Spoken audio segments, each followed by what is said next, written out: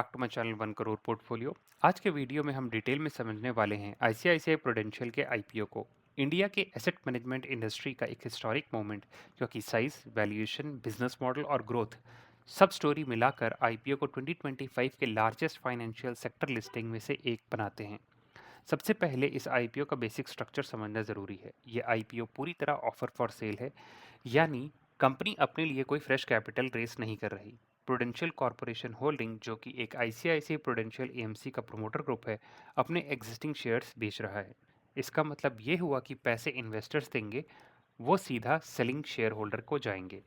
Company की balance sheet पर कोई नया पैसा नहीं आएगा। This is very common in mature profitable asset light companies, जहां एक्सपेंशन के लिए फ्रेश फंडिंग की ज़रूरत नहीं होती। आईपीओ का प्राइस बैंड 2061 रुपीज़ से 2165 रुपीज़ के बीच सेट किया गया है और ऑफर साइज करीब 4.9 करोड़ शेयर्स का है, जिसकी टोटल वैल्यूज रफली 10,600 करोड़ रुपीज़ के आसपास बनती है। इस प्राइस बैंड पर कंपनी का implied market cap 1 lakh crore के ऊपर जाता है, यानी अराउंड $12 बिलियन। ये वैल्यूएशन बहुत इंपॉर्टेंट है क्योंकि एएमसी बिजनेस इनहेरिटेंटली हाई मार्जिन होता है, लेकिन साइक्लिटी भी हाई होती है। अब बात करते हैं बिजनेस की। आईसीआईसीआई प्रूडेंशियल एएमसी इंडिया के सबसे बड़े एसेट मैनेजमेंट कंपनी में से एक है और इसका total AUM 9 to 10 lakh crore के रेंज में रिपोर्टेड है। इक्विटी एयूएम कैटेगरी में कंपनी की लीडरशिप पोजीशनिंग बहुत स्ट्रांग है। एएमसी बिजनेस मॉडल सिंपल है, जितना ज़्यादा एयूएम उतना ज़्यादा मैनेजमेंट फ़ी और उतना ही ज़्यादा प्रॉफिट। ये एक रिकरिंग रेवेन्यू मॉडल है, जहां स्केल का बहुत बड़ा एडवांटेज मिलता है। आईसीआईसीआई प्रूडेंशियल का डिस्ट्रीब्यूशन नेटवर्क वाइड है, ब्रांड स्ट्रांग है और आईसीआईसीआई बैंक इकोसिस्टम का डायरेक्ट बेनिफिट कंपनी को मिलता है। फाइनेंशियल परफॉर्मेंस भी काफ़ी सॉलिड रहा है। फाइनेंशियल ईयर 2025 के रेवेन्यू नियरली 5,000 करोड़ के आसपास रिपोर्टेड हुए हैं और नेट प्रॉफिट 2,600 करोड़ से ऊपर। एएमसी बिजनेस का मार्जिन प्रोफाइल नेचुरली हाई होता है क्योंकि ऑपरेटिंग लेवरेज स्ट्रांग होता है। एक बार डिस्ट्रीब्यूशन और टेक्नोलॉजी इंफ्रास्ट्रक्चर सेटअप हो जाए तो इंक्रीमेंटल एयूएम से प्रॉफिट डायरेक्ट ऊपर बनता ही रहता है। लेकिन हर स्ट्रांग स्टोरी के साथ कुछ रिस्क भी इन्वॉल्व होते हैं। सबसे बड़ा रिस्क मार्केट वॉलेटिलिटी है।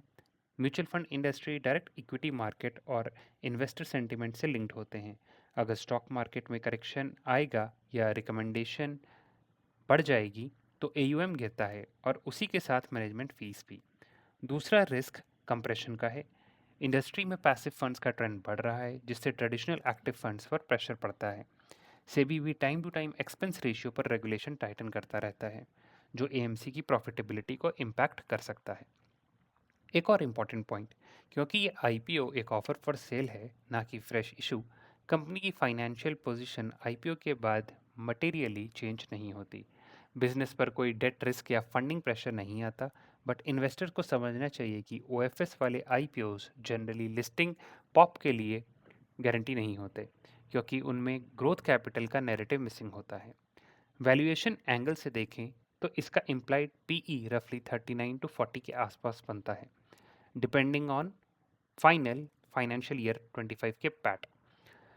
H D F C AMC और निपॉन एएमसी जैसे पीयर से कंपेयर करें तो वैल्यूएशन प्रीमियम है। बट आईसीआईसीआई प्रूडेंशियल का मार्केट शेयर, एयूएम स्केल और प्रॉफिटेबिलिटी इस प्रीमियम को पार्शियली जस्टिफाई करते हैं।